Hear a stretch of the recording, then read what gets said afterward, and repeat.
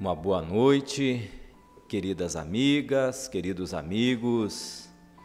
É um prazer enorme estarmos aqui no Leon Denis, junto a corações queridos desta casa, trabalhadores, frequentadores deste lar cristão. Que a espiritualidade amiga possa continuar a envolver cada um de nós e aproveitarmos todos esses instantes para a nossa reflexão, para o nosso bem-estar e para o nosso aprimoramento. Esta noite, meus queridos, gostaria de trazer aqui ao nosso grupo um pouco de reflexão em torno de uma personalidade ímpar do cristianismo. Sem sombra de dúvidas, recaiu sobre os ombros deste irmão amado a tarefa da divulgação, da expansão do cristianismo nascente, aquela época após o retorno do Cristo à espiritualidade. Nós vamos falar essa noite um pouco sobre Paulo de Tarso. Hoje se deve, no mundo todo, esta oportunidade, facilidade que temos de falar sobre o Evangelho em todos os cantos, tanto no Ocidente quanto no Oriente, de norte a sul, ao trabalho corajoso, incansável de Paulo de Tarso.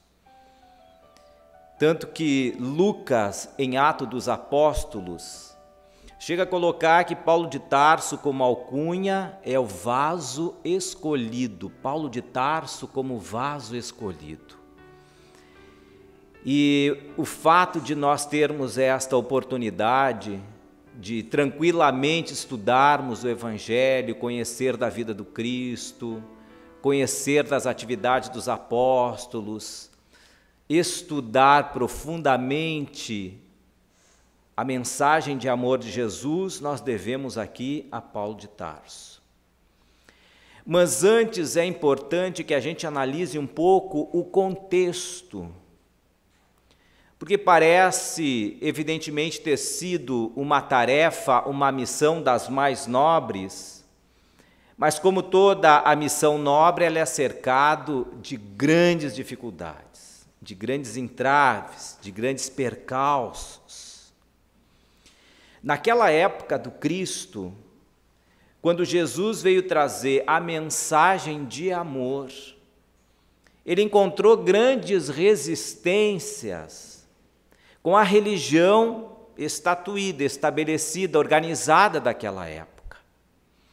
De parte haviam os saduceus, que dentre destas duas correntes maiores do judaísmo, os saduceus e os fariseus, os saduceus eram aqueles que guardavam o maior número de postos dentro do sinédrio. E os saduceus, dentro da crença deles, tinha algo de interessante, eles não acreditavam, não aceitavam a vida após a morte.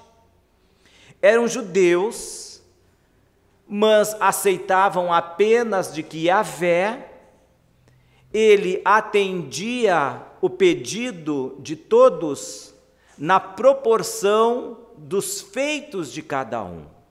A prosperidade que vislumbravam os saduceus era uma prosperidade na terra, terrena. Eles não se ocupavam, os saduceus, com qualquer tipo de existência após a morte. Para eles, Yahvé dava prosperidade ao homem que cumpria os mandamentos nesta vida. Esta vida, ela tinha já o resultado das nossas ações, a favor dos mandamentos ou contra os mandamentos. Então aí a gente já observa que na linguagem que o Cristo traz, no ensinamento que ele traz de um reino de Deus, ele já encontra uma séria oposição de pensamentos entre os saduceus. E entre os fariseus, que eram aqueles que, ao longo do tempo, se ocuparam em extrair da lei um conjunto enorme de mandamentos e que era mais fácil e adequado aos homens adotarem aqueles mandamentos do que viverem ele na sua essência. Então os fariseus eram aqueles que se ocupavam no cumprimento fiel de todos os mandamentos, que eram mandamentos ritualísticos da vida.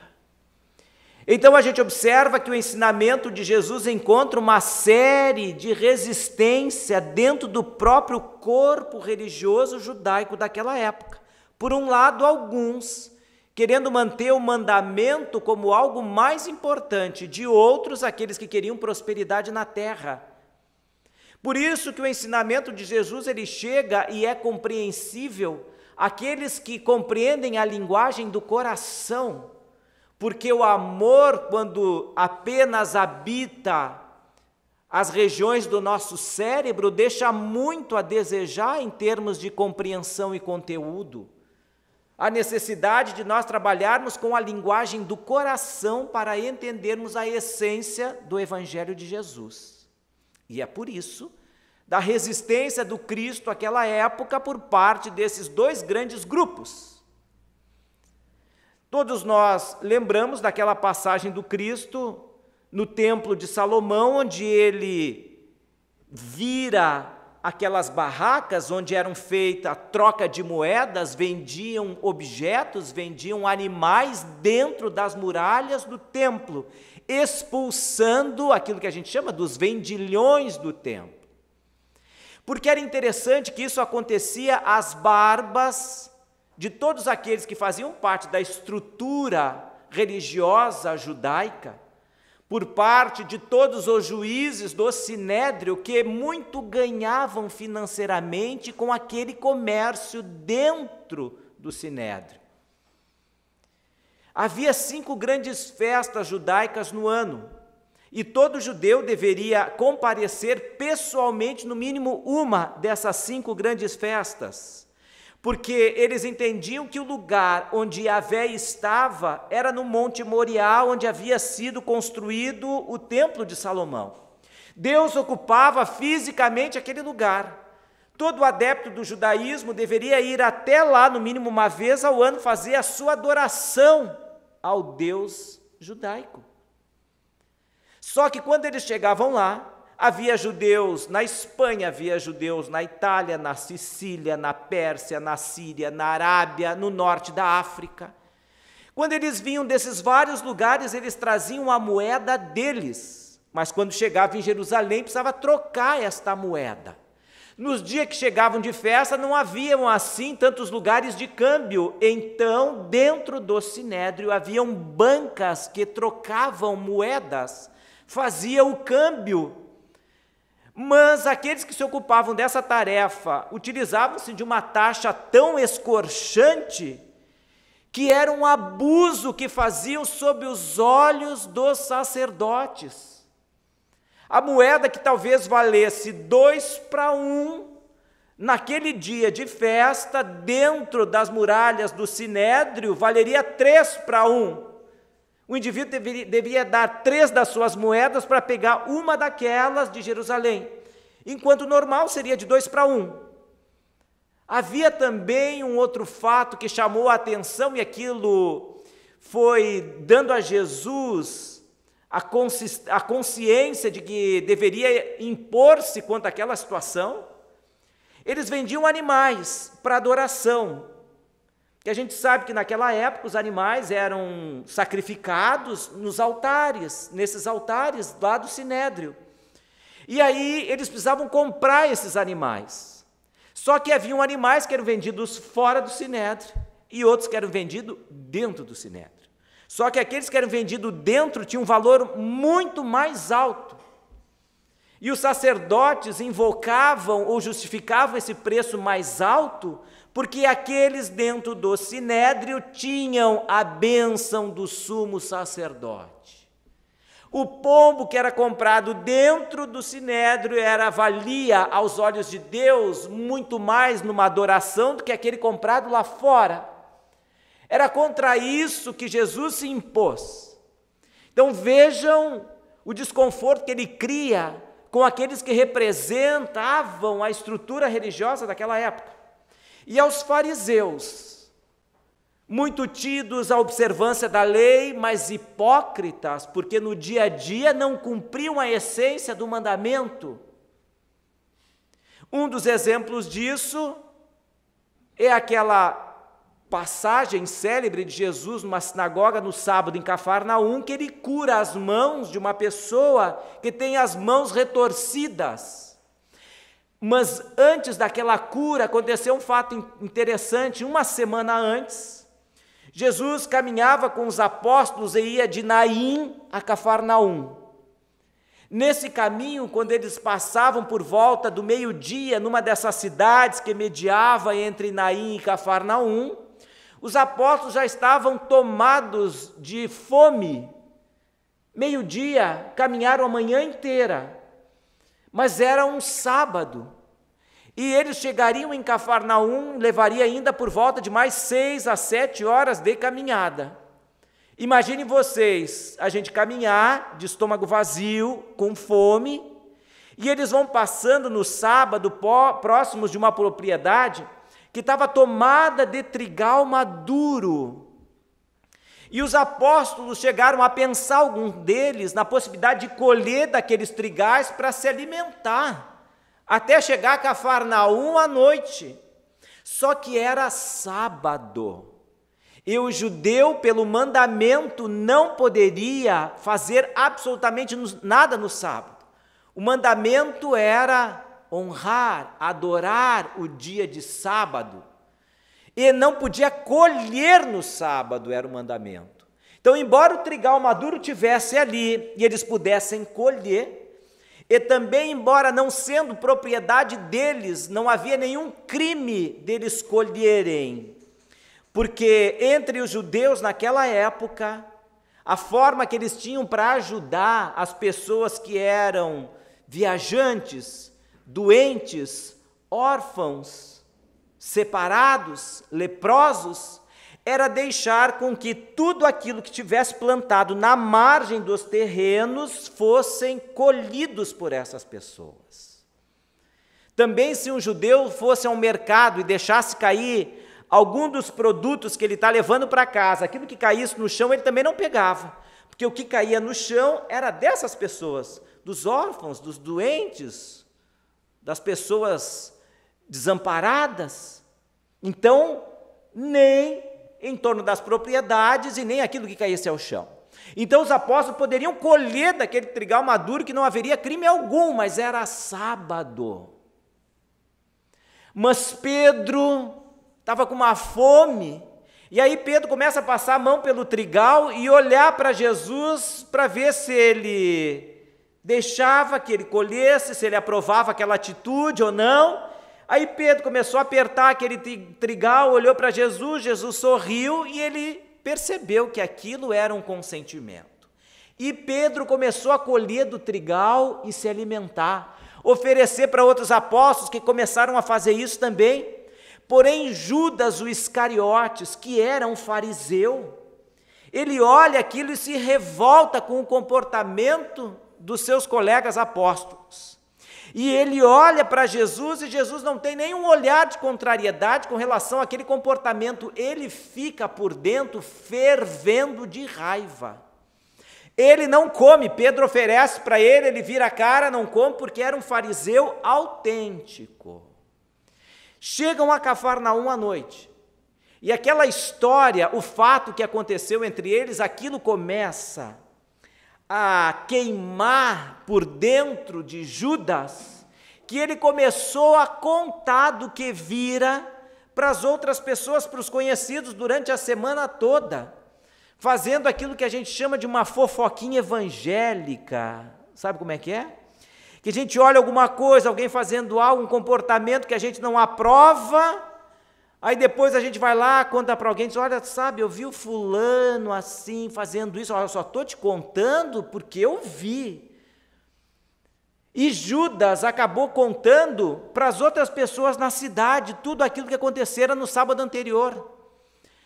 E é óbvio que aquela conversa se espalhou. No sábado seguinte, quando Jesus estava na sinagoga para a pregação do sábado, Ele percebeu no rosto daquelas pessoas essa história mal contada. Queriam ouvir dele uma justificativa sobre isso.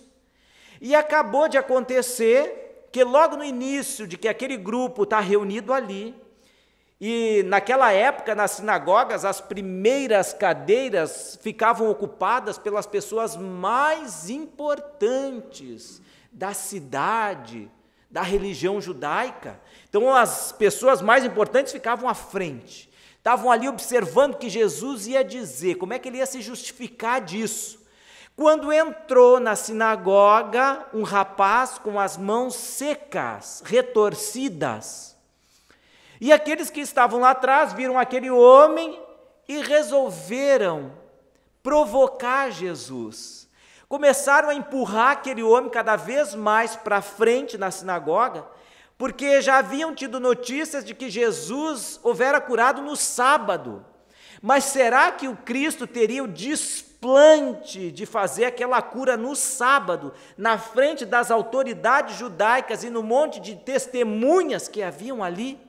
E começaram a empurrar aquele homem cada vez mais para frente, cada vez mais para frente. Quando viu, ele estava bem à frente do Cristo. E Jesus, percebendo que cada um queria, foi até aquele homem, abraçou ele, curou aquele homem aos olhos de todos, o que foi um espanto. Para muitos foi uma heresia.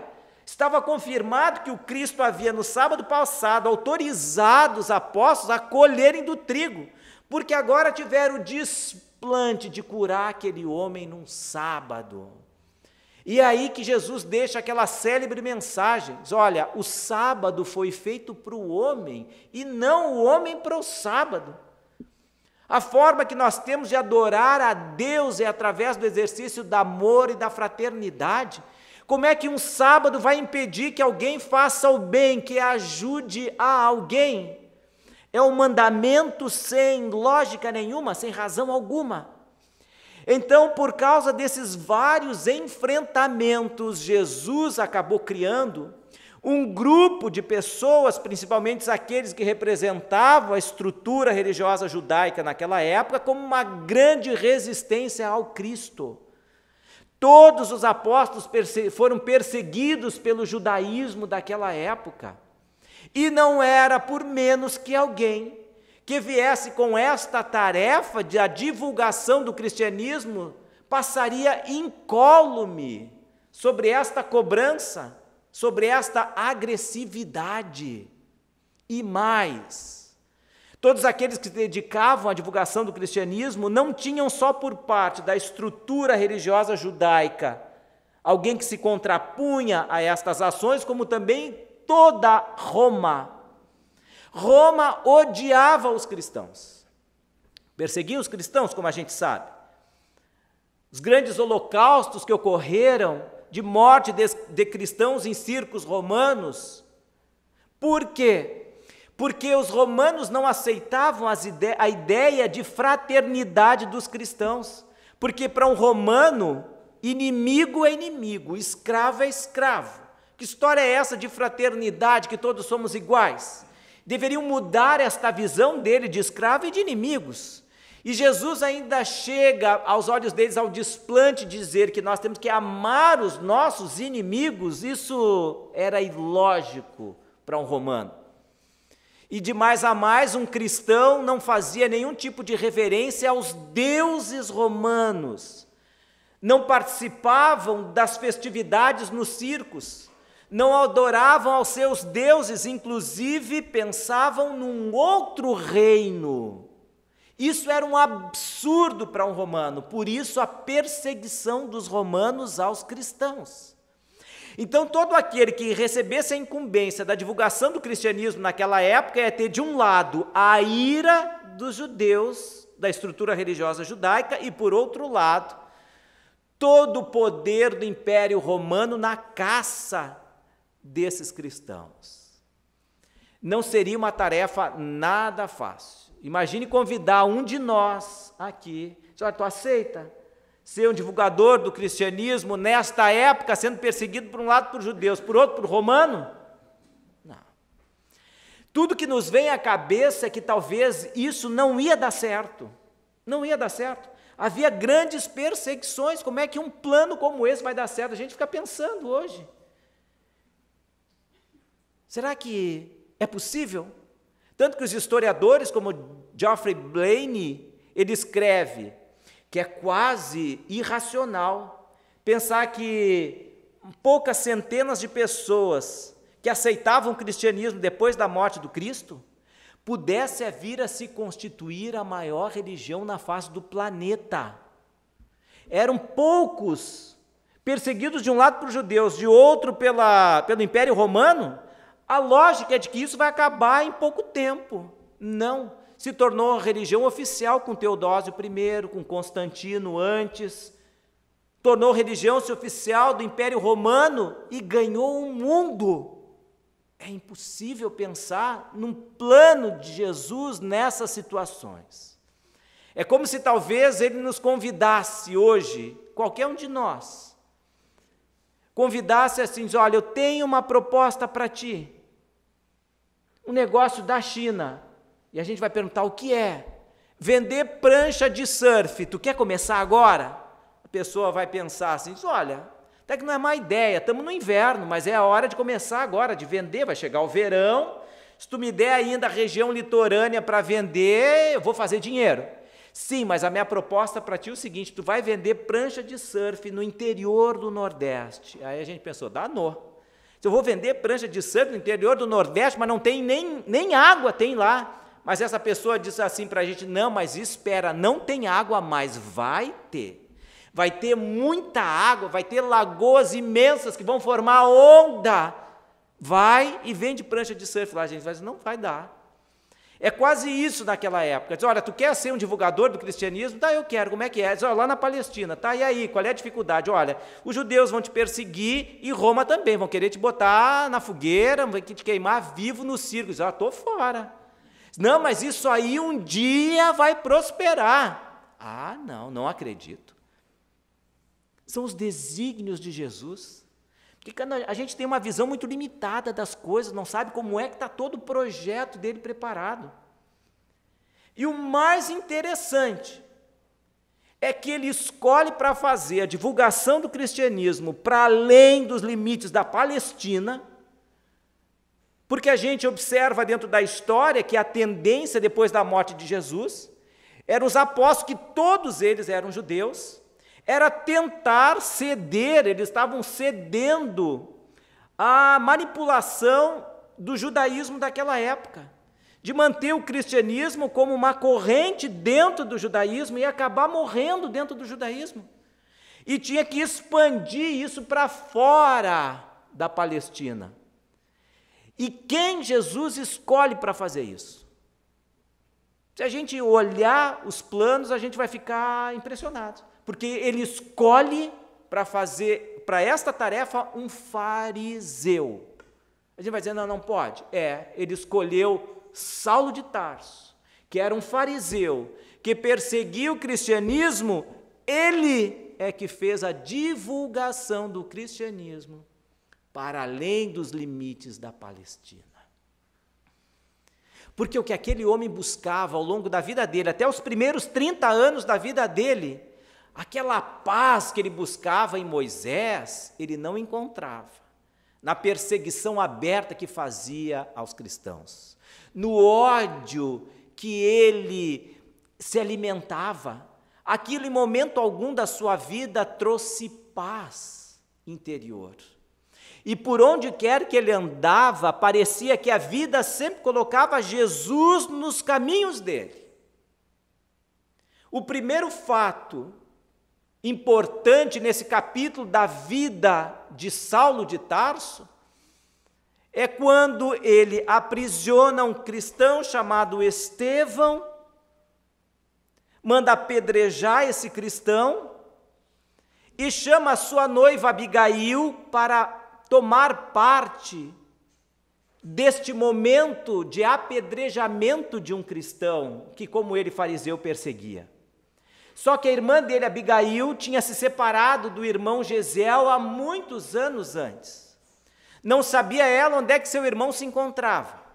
Quando ela conheceu Saulo de Tarso, ficaram juntos, noivaram, ela contou da sua história para ele, e ela procurava desesperadamente esse irmão querido dela. Como Saulo tinha contatos por vários lugares no mundo, ele espalhou essa notícia para encontrar em Gesiel, um judeu da família de Abigail, e tudo. Só que os anos se passavam e nada. Acontece que Gesiel se converteu ao cristianismo e começou a adotar o nome de Estevão. Este que seria executado nesse dia era, por ironia do destino, o irmão da sua noiva Abigail.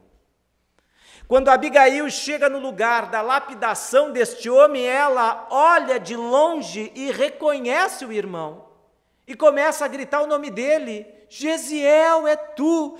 E ela tenta correr na direção dele, Saulo segura ela, mas o que é isso?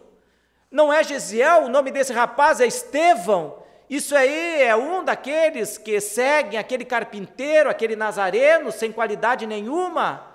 Não, tu está enganado, esse é meu irmão Gesiel. E ela consegue se desvencilhar, vai em direção a ele. Ele já houvera sofrido tantas contusões pelas pedras que lhe lançavam. Saulo mandou recolher aquele corpo, porque se formara um burburinho por causa daquele comportamento da sua noiva, levou Saulo para o interior da sinagoga, do sinédrio, e a irmã se volta para o irmão, começa a abraçar, se suja com o sangue que escorria do rosto, da face dele, e ele está falecendo naquele momento. Tamanha tinham sido os golpes, a extensão dos ferimentos, e ele abraça e ele começa a falar um pouco da sua vida, que houvera se convertido, e ela, sem jeito, quer apresentar para ele o noivo dela. E diz assim: meu irmão, eu quero te apresentar aqui o Saulo, que é meu noivo. E aí o Estevão olha aquilo, também não entende. O Saulo fica meio sem jeito, mas o Estevão, por compreender, conhecer bem o coração da sua irmã, sabia bem a pessoa que era, o carinho que ele tinha por ela. Se ela escolher aquele homem, é porque ele tinha dotes de coração que merecia respeito, até mesmo naquela situação. Diante disso, e percebendo todo o contexto espiritual daquela cena, ele chama Saulo, pega a mão da sua irmã, põe a mão dos dois junto e diz assim: eu abençoo então o casamento de vocês. E tenho a certeza, minha irmã, que amanhã mais tarde, quando Saulo conhecer Jesus, ele vai ser tão fiel ao Cristo como tem sido até hoje por Moisés. Se despede e morre. Olhem que cena. Quem de nós perdoaríamos a conduta de um cunhado nessas condições? Porque Saulo era cunhado de Estevão, mandou matá-lo. E ele abençoou o casamento da irmã dele com o assassino. Imagine uma cena menos dolorosa do que essa. Um cunhado que vai nos visitar um domingo à tarde em casa, chega por volta de 4 horas, conversa conosco, toma um chá, um café, se alimenta. No final da tarde, quando ele está para sair, ele diz assim para nós: olha, eu estou precisando de dinheiro. Estou com os aluguéis atrasados, tu sabe que eu estou desempregado, a situação lá em casa não está boa, e tu sabe, se eu for para a rua, vai a família, a tua irmã vai junto também, a família vai para a rua. Tu me ajuda com uns R$2.000, R$2.500, eu acho que me ajuda aqui, dá para eu me equilibrar um pouco. Aí a gente vai lá, pensa, diz: tá bom, minhas economias dá R$2.500. O cunhado vai embora. Consegue pagar o aluguel, melhora, consegue emprego, os meses vão passando e ele não toca mais no assunto. A gente faz outras atividades com a família em casa, ele vai lá, sorri, brinca, não toca no assunto. E a gente fica pensando: esses R$2.500 não vão vir, não? E essa cara de pau, ele vem aqui, me olha, me cumprimenta, não diz nada. Eu olho no fundo dos olhos dele, ele vai desviando os olhos, e que cara de pau esse cunhado. Daqui a pouco a gente vê ele troca de carro, aí a gente vai se encolerizando com aquilo. Já trocou de carro, não veio pagar o que deve. Daqui a pouco a gente olha ele no Facebook, fez uma viagem para Fortaleza, e diz, não, agora é a gota d'água que faltava. Se a gente já tira ele do grupo de WhatsApp, já bloqueia ele no Facebook, aí começa a retaliação por R$ 2.500. Imaginem quem mandou matar. Um cunhado que manda matar. Aquele perdão de Estevão para Saulo. E a gente, quando vai olhando, lendo a obra Paulo e Estevão, quando o Estevão chega no mundo espiritual, ele está chegando no mundo espiritual depois da lapidação, ele olha para o Cristo que vem recebê-lo, ele pede para o Cristo ainda, Senhor, não imputes a ele este pecado. Que alma! Esta é a alma daqueles que se tocam verdadeiramente pelo Evangelho. Este é o valor do Evangelho, que modifica, que nos toca, que nos faz vivo. É este amor do Evangelho. É isso que Paulo depois veio a conhecer a entrada de Damasco. Então foram 30 anos contra Jesus e 30 anos divulgando o cristianismo.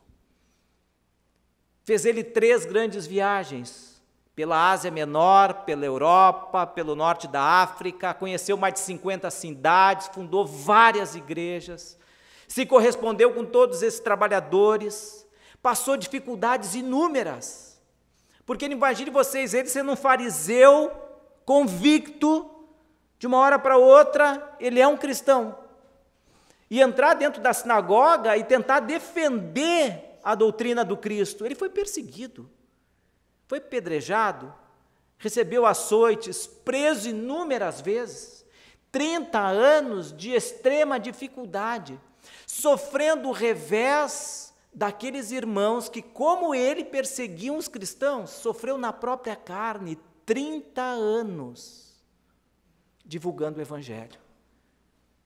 Até que chega o momento dele retornar à espiritualidade, está ele numa enxovia, que chamavam de uma cela, de uma prisão em Roma, e chego pela manhã seguinte àquela em que houve a inauguração do novo e grande circo de Roma. 6 soldados armados retiram Paulo de Tarso daquela cela imunda, amarram com uma corda grossa as suas mãos às voltas atrás. Quando ele sai da cela, o guarda noturno lhe cospe a face, e ele, sem esboçar nenhum amor próprio ferido, lembrando todos os sofrimentos pelos quais passara Jesus. Levam ele pela Via Ápia, passando pelos cemitérios, param logo adiante onde deveriam executar aquele homem. E o chefe dos soldados então diz para ele, por sentença de César, o prefeito dos pretorianos ordenou que tu fostes executado. No dia seguinte, às festividades de inauguração do grande circo romano. Lamento dizer-te que estás vivendo teus últimos minutos. E ele olha para aquele homem, intrépido, calmo, sereno, e diz assim, ciente da tarefa criminosa que vos incumbe realizar, os discípulos do Cristo não temem os algozes que podem tirar o corpo. Não penses que a tua espada possa eliminar minha vida, porque vivendo os momentos finais do meu corpo carnal, em breve vou em busca do tabernáculo da vida eterna com meu Senhor Jesus Cristo, aquele que um dia vos tomará contas, assim como a Nero e Tigelino. Aquilo foi um golpe, porque ninguém naquela situação extrema tinha tamanha serenidade, tamanha altivez. Percebendo que todos os soldados estavam trêmulos naquela situação, o chefe deles toma a frente, manda que ele caminhe 20 passos em direção ao ponto de execução, e antes de executar aquele homem, ele diz assim: lastimo ter sido designado para esse feito. No fundo, no meu íntimo mesmo, eu lamento esta tua situação. E Saulo, como pôde, olhou para ele e diz assim: mas eu não sou digno de lástima.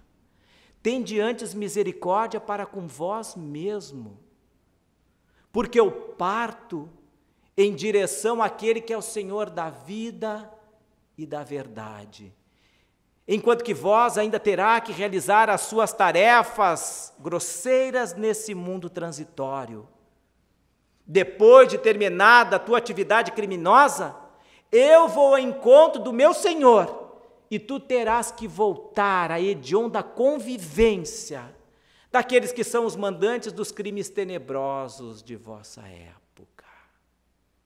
Aquele homem tremia com aquela espada, porque todos os covardes tremem quando sabem dos atos de sua covardia. E Saulo ainda disse para ele: tenha coragem, cumpra com o teu dever até ao fim. E aquele homem então desce com aquela espada, fende profundamente a garganta de Paulo e o corpo se embola naquela terra. Era o corpo que ficava de um lado, aquele espírito que dera os 30 anos de sua vida ao Cristo, chegando no mundo espiritual. Emmanuel vai nos contando esse momento em que ele vai recobrando a consciência para e passo no mundo espiritual, até encontrar Ananias, que ajuda com que ele abra os seus olhos para a vida espiritual. E Ananias diz para ele: Saulo, Paulo, tu escolhes agora o que tu queres fazer, porque tu é uma alma redimida. Tu, de uma certa forma, reparaste todos os maus que tu fizeste, escolha. E ele, sabendo que sua noiva já estava no mundo espiritual, talvez seria normal para cada um de nós já pedir: não, mas eu quero ir ao encontro da minha noiva.